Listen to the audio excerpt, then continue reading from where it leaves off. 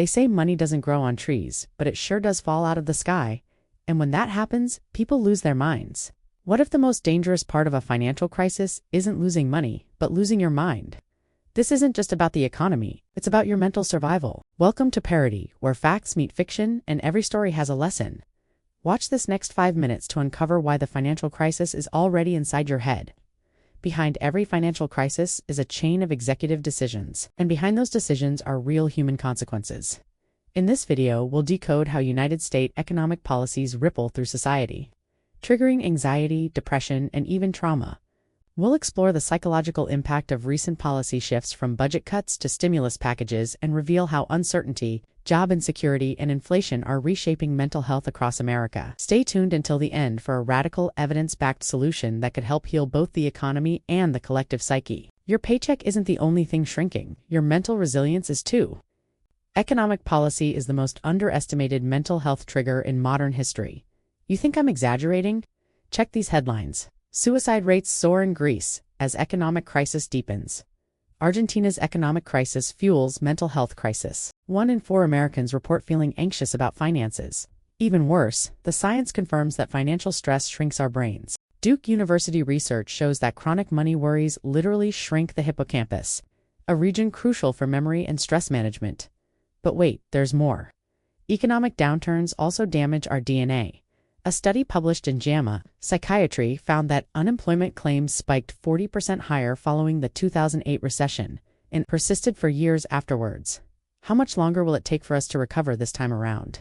One policy decision can change the way you sleep at night. Let's zoom out to see the bigger picture.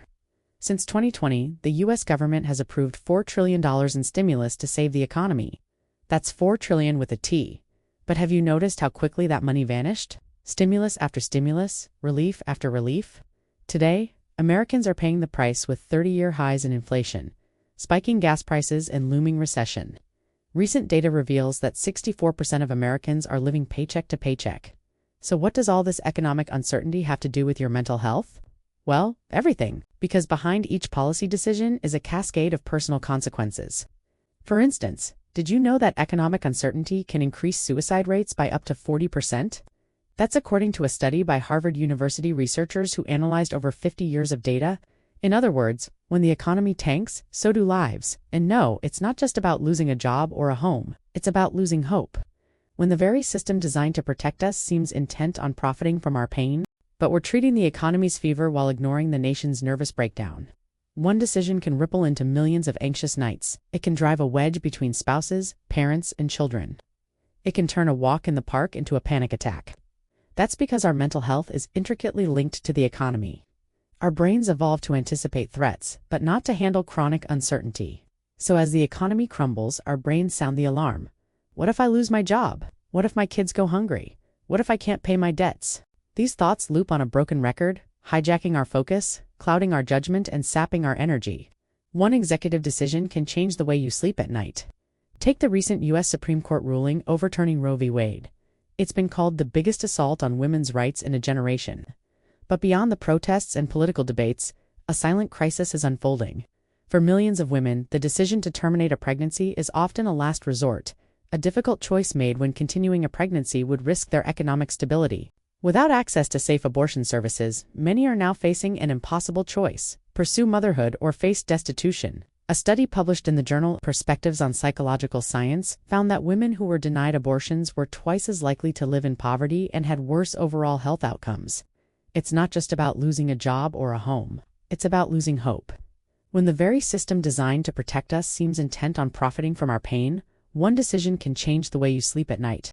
Imagine coming home after a long day at work to find your electricity disconnected or your phone line cut off because your family can no longer afford the monthly bill. These are not scenes from a dystopian movie. They are the harsh reality for millions of American families struggling to stay afloat in the face of mounting financial challenges. As the weight of unpaid bills, medical expenses, and impossible choices crushes them, these individuals are forced to make heartbreaking decisions that affect not only their present, but also the future of their families. With limited resources, they may have to choose between putting food on the table, keeping a roof overhead, or ensuring that their children receive the education they need to succeed. You haven't lost the plot. You're simply in someone else's nightmare. Nearly 20 million Americans are currently unemployed. Another 6 million have given up looking for work, and millions more are working jobs they hate. We've all seen the memes comparing soul-sucking workplaces to prisons, except the irony is that, this time, the prisoners are the employers and the prison is called your local fast food joint. Now, imagine yourself in their shoes. You've poured your heart and soul into a job, hoping to climb the corporate ladder and achieve financial freedom. But then life throws you a curveball, the company downsizes and suddenly you're out on the streets without a safety net? Panic sets in. How will you support yourself and your loved ones? Will you ever achieve your dreams? These questions haunt you day and night as you navigate the treacherous waters of unemployment. The financial stress is like a dark cloud hanging over your head, casting a shadow over your once vibrant spirit. Every day you wake up feeling the weight of uncertainty pressing down on you. You search frantically for job openings, sending out resumes and making countless phone calls. But the competition is fierce, and the rejection letters pile up, each one adding to your growing sense of despair. Days turn into weeks and weeks into months. Your savings dwindle and the pressure to find a new job intensifies. You consider taking on odd jobs to make ends meet, but your pride makes it difficult to swallow your professional dignity. The financial strain starts to take a toll on your mental health. Anxiety becomes your constant companion, whispering doubts in your ear and amplifying your fears. You find yourself constantly worrying about paying your bills, providing for your family, and securing your future. Sleepless nights become the norm as your mind races with thoughts of financial ruin. The familiar comfort of your home turns into a battleground of emotions where tears are shed, tempers flare, and hopes dwindle. Witnessing the toll that unemployment takes on your loved ones is heartbreaking. Their disappointed looks and hushed conversations behind closed doors cut deeper than any criticism you could face. You feel trapped in a never-ending cycle of despair, unsure of how to break free. The mental health pandemic caused by economic policy is already here. If you thought inflation was bad, wait till you hear about the silent toll on our minds. Recent studies show that financial stress is now one of the top 3 causes of depression worldwide.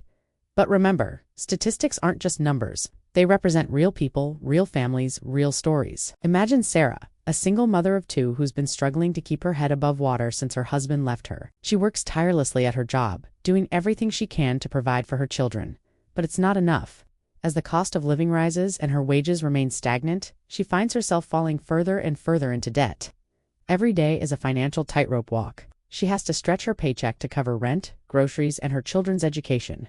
There's little left over for anything else. One unexpected expense, like a car repair or a medical bill, can send her into a tailspin, threatening to pull her whole world apart. Her anxiety is palpable, a heavy weight that follows her everywhere she goes. She wakes up each morning unsure of how she managed, but she's determined to shield her children from her struggles. Sarah's story is just one of millions. Across the country, families are grappling with the harsh realities of a changing economy. Many have already surrendered to the crushing pressure. They've packed their bags and left their homes, becoming the fastest-growing population on the streets. So why aren't we talking about this? Why is mental health still a taboo subject? According to Dr. Mona Madden, a psychiatrist and author of Coping with Depression, our society still stigmatizes mental health issues due to a lack of understanding and education. But the truth is that mental illness is not a sign of weakness. It's a testament to the strength it takes to endure the challenges life throws our way. The hidden cost of the financial crisis is more profound than we realize. A recent study published in the Journal of Abnormal Psychology found that financial stress reduces societal productivity by an astounding 13%. That's equivalent to losing nearly 90 million full-time workers annually. And it's not just about lost productivity. The mental health fallout of the financial crisis is fracturing families. Research shows that financial stress is a leading cause of divorce. It creates a toxic environment where trust erodes, arguments intensify, and relationships disintegrate. But there's a glimmer of hope amidst the darkness. A groundbreaking study by the University of Oxford has revealed that connecting with others is the most effective way to overcome mental health challenges. When we come together and share our experiences, we reduce the stigma, lessen the burden, and pave the way for healing. So what can we do? How can we make a difference? Well, let's start by acknowledging the elephant in the room. We can't keep sweeping mental health issues under the rug. It's time to confront them, to talk about them openly and honestly. By sharing our stories, we can create a ripple effect that breaks down barriers and fosters empathy. We need to invest in accessible and affordable mental health services. Everyone should have the opportunity to seek help when they need it, regardless of their financial situation. Let's demand better from our leaders. Let's urge them to prioritize mental health in their agendas and allocate the necessary resources to ensure that our voices are heard. And most importantly, let's support one another. Let's reach out to those who are struggling, offering a helping hand and a listening ear. When we stand united and support one another, we create a safety net that catches those who are falling. Remember, we're not alone in this. We're all connected, and together we can make a difference. If you found this video helpful, let us know in the comments below. Please give it a thumbs up and share it with your friends and family. And don't forget to like and subscribe for more amazing content. Your support means everything to us. The financial crisis is already inside your head and you don't even know it.